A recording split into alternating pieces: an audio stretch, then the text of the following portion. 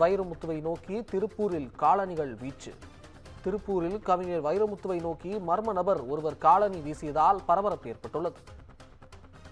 இதுகுறித்து முழுமையான விவரங்களை வழங்குவதற்காக நம்முடைய செய்தியாளர் பாலா இணைந்திருக்கிறார். வணக்கம் பாலா.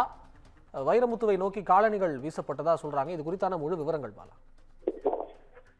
நிச்சயமாக அரவிந்த், அதாவது கவிஞர் வைரமுத்து பங்கேற்ற கூட்டத்தில் காலணிகள் வீசப்பட்ட சம்பவத்தால் பெரும் பரபரப்பு ஏற்பட்டது. அதாவது இன்று மாலை சுமார் 4 மணி அளவில் கொங்கு கலை இலக்கிய மன்றம் சார்பாக பல்வேறு நிகழ்வில் பங்கேற்பதற்காக கவிஞர் வைரமுத்து அவர்கள் இன்று திருப்பூர் வருகை தந்துள்ளார். இந்த நிலையில் இன்று காலை வழக்கறிஞர்கள் சார்பில் அவருக்கு வரவேற்பு திருப்பூர் மாவட்ட ஆட்சியர் அலுவலகம் முன்பு அளிக்கப்பட்டது.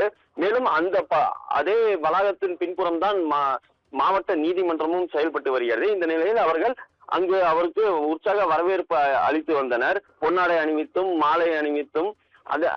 அந்த சமயத்தில் பெண் ஒருவர் திடீரென்று 2 செருப்புகளை அந்த கூட்டத்தில் வீசினார். இதில் பெரும் பரபரப்பு ஏற்பட்டது. இதைத் தொடர்ந்து காவல்துறையினர் சம்பவ இடத்திற்கு வந்து அந்த பெண்ணை பிடித்து விசாரித்த போது அந்த பெண்ணின் பெயர் ஜெயா என்பதும் அவர் சற்று மனநலம் பாதிக்கப்பட்டவர் என்பதும் முதற்கட்ட விசாரணையில் தெரிய வந்தது. இதைத் தொடர்ந்து அந்த பெண் ஜெயா என்பவர் அவ்வப்போது திருப்பூர் மாவட்ட ஆட்சியர் அலுவலகத்தில் வந்து புகார் மனு கொடுப்பதும் வாடிக்கையாகவே வைத்துள்ளதாகவும் கூறப்படுகிறது. தற்பொழுது இந்த கவிஞர் வைரமுத்து அவர்கள் பங்கேற்ற இந்த கூட்டத்தில் திடீரென செருப்பு வீசப்பட்டதால் பெரும் பரபரப்பு ஏற்பட்டது. கோபாலகிருஷ்ணன். தகவல்களுக்கு நன்றி பாலா.